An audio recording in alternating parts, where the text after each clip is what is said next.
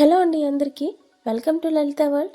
Last time అరిసెలు చేసినప్పుడు పిల్లల కోసం తక్కువ క్వాంటిటీతో చేస్తానని చెప్పాను కదా.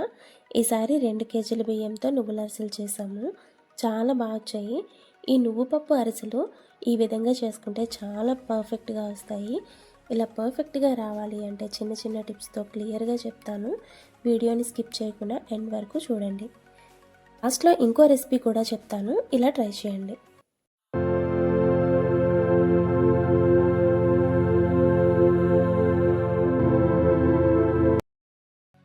అరిసెలు రేపు వండుకోవాలి అనుకుంటే ఈరోజు ఉదయం రైస్ నానబెట్టుకోవాలి. 2 కేజీల రైస్లో వాటర్ వేసి అలా వదిలేయాలి. చెయ్యి పెడితే బియ్యం పులుపు వస్తాయి చూసుకోండి. దంచుకునే ముందు కొంచెం ఎక్కువ వాటర్తో వాష్ చేసుకుంటే సరిపోతుంది. ఇలా వాష్ చేసేసుకొని క్లాత్ ఏమైనా కట్టి వాటర్ మొత్తం వంచేసుకోవాలి.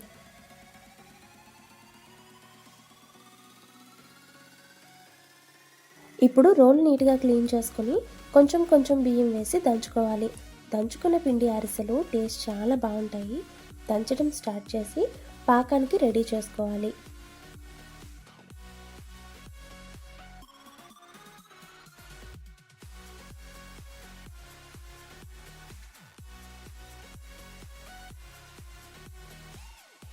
ఇప్పుడు పాకం కోసం 2 కేజీల బియ్యానికి కేజీన్నర బెల్లం కరెక్ట్గా సరిపోతుంది.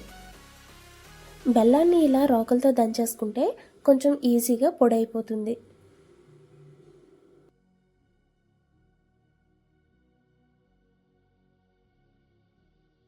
అరిసెల పాకానికి వాటర్ కొంచెం ఎక్కువగానే వేసుకోవాలి, ఎందుకంటే బెల్లం బాగా ఉడికి పాకం వస్తుంది. పొయ్యి వెలిగించి పాకం పెట్టుకోవాలి. ఇందులో అంతా బెల్లమే వాడాము. పిల్లల కోసం కదా, బెల్లంతో చేసుకోవడం హెల్త్కి చాలా మంచిది. పాకం అవుతుంటే పిండి దంచి జల్లించుకోవాలి. ఇలా నీళ్లు కొంచెం ఎక్కువగా వేసుకొని పాకానికి పెట్టుకోవాలి.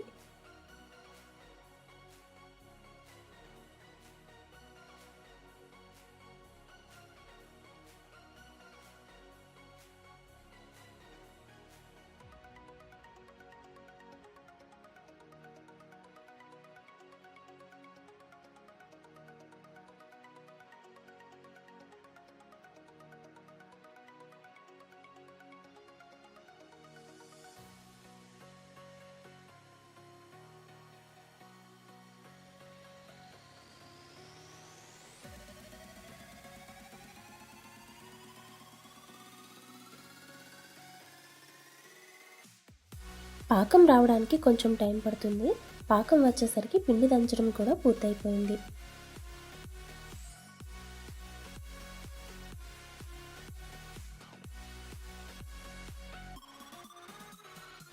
పిండి దంచి చల్లించడం పూర్తయిపోయాక పిండిని ఇలా సర్దుకున్నట్లయితే పిండి తడి ఆరిపోకుండా ఉంటుంది.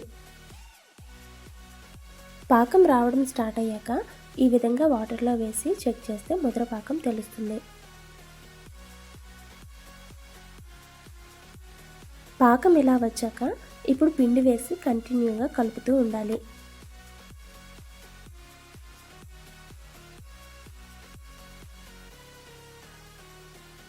పొయ్యి పైన ఉంచి కలుపుకుంటే వేడికి బాగా కలుస్తుంది.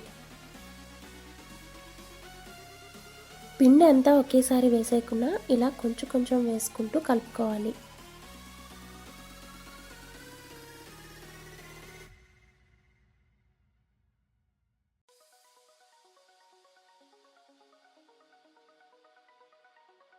ఇలా పిండి మొత్తం కలిసిపోయాక కొంచెం ఆయిల్ వేసుకొని పాకం దించేసుకోవాలి.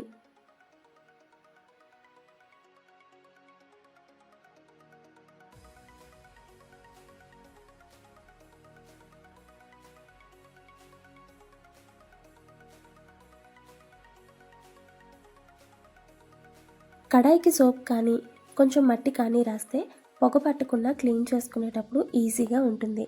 నేనైతే సోప్ రాసి పెట్టాను. కడాయి పెట్టుకొని ముందు వాటర్ వేసి మరిగాక వంచేసుకొని ఆయిల్ వేసుకోవాలి. ఇలా వాటర్ మరిగించడం వలన ఒకవేళ అరిసెలు అంటుకునేలా ఉంటే కడాయికి అంటుకోకుండా వస్తాయి. ఆయిల్ మరిగేలోపు నువ్వు పప్పు ప్రిపేర్ చేసుకోవాలి. కావలసినన్ని నువ్వులు తీసుకొని వాటిని సగం చేసి సగానికి తడిపెట్టుకోవాలి. చాలామంది మజ్జిగ తడిపెడుతూ ఉంటారు. మజ్జిగ తడి వలన ఫ్లేవర్ చేంజ్ అయిపోతుంది. అందుకని నీళ్ళ తడి చేసుకొని నువ్వులన్నీ కలుపుకోవాలి.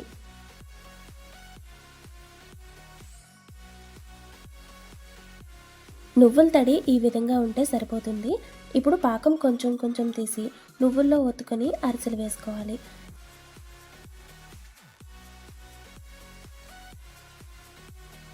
సట్రానికి ఏదైనా కవర్ కట్టి వేసుకుంటే అరిసెలు ఒకే షేప్లో పర్ఫెక్ట్గా అంటుకోకుండా వస్తాయి. ఈ విధంగా అరిసెలన్నీ ఒకే సైజులో ఒత్తుకోవాలి.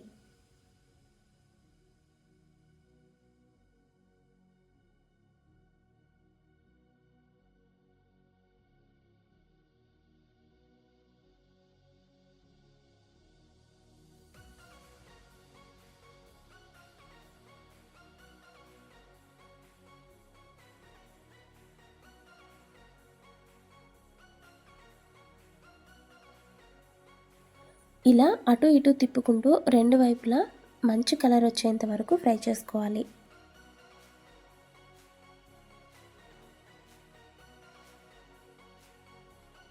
ఆయిల్ ఒత్తుకునేటప్పుడు చాలా జాగ్రత్తగా తీసుకోవాలి. ఆయిల్ మొత్తం తీసేయకుండా కొంచెం తీసి వదిలేయాలి. ఆయిల్ ఫ్లోర్కి అంటుకోకుండా మేమైతే కాటన్ బ్యాగ్ వేసి పైన ఎండుగడ్డి వేసి అరిసెలు వేసుకోవాలి.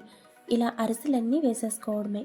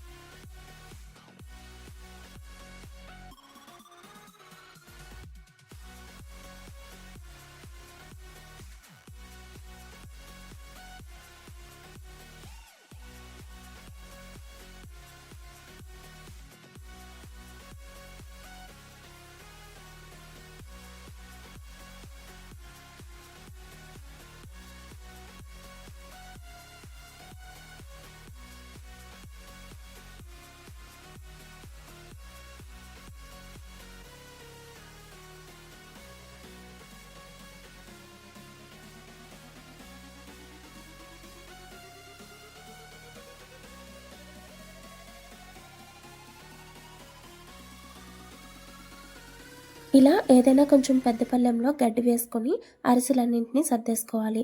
ఈ అరిసెలు 2 కేజీల బియ్యానికి 90 అరిసెల వరకు వచ్చాయి. సైజుని బట్టి ఉంటాయి. ఈ సైజులో చేసుకుంటే పిల్లలు తినడానికి చాలా బాగుంటాయి, వేస్ట్ అవ్వకుండా ఉంటాయి. ఇంకా ఇదే సైజులో చేసుకున్నట్లయితే పక్కాగా 90 అరిసెల వరకు వస్తాయి.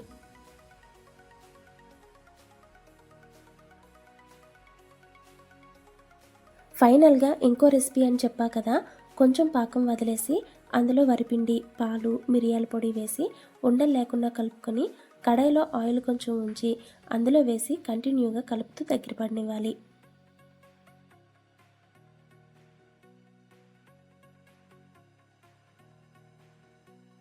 ఈ ఉక్కిరి వేడిగా తింటే చాలా బాగుంటుంది. ఈసారి అరిసెలు వండినప్పుడు తప్పకుండా ట్రై చేయండి. అంతేనండి, నువ్వుల అరిసెలు ఉక్కిరి రెడీ. మీరెవరైనా ఈ అరిసెలు ట్రై చేస్తుంటే తప్పకుండా కామెంట్ చేయండి. ఇలాంటి మంచి మంచి పిండి వంటల కోసం ఛానల్ని సబ్స్క్రైబ్ చేసుకోండి. Please like, share and subscribe. మీరిచ్చే లైక్ వల్ల ఈ వీడియో ఇంకొంతమందికి రీచ్ అవుతుంది. తప్పకుండా ఒక లైక్ చేసి సబ్స్క్రైబ్ చేసుకోండి. Thank you for watching.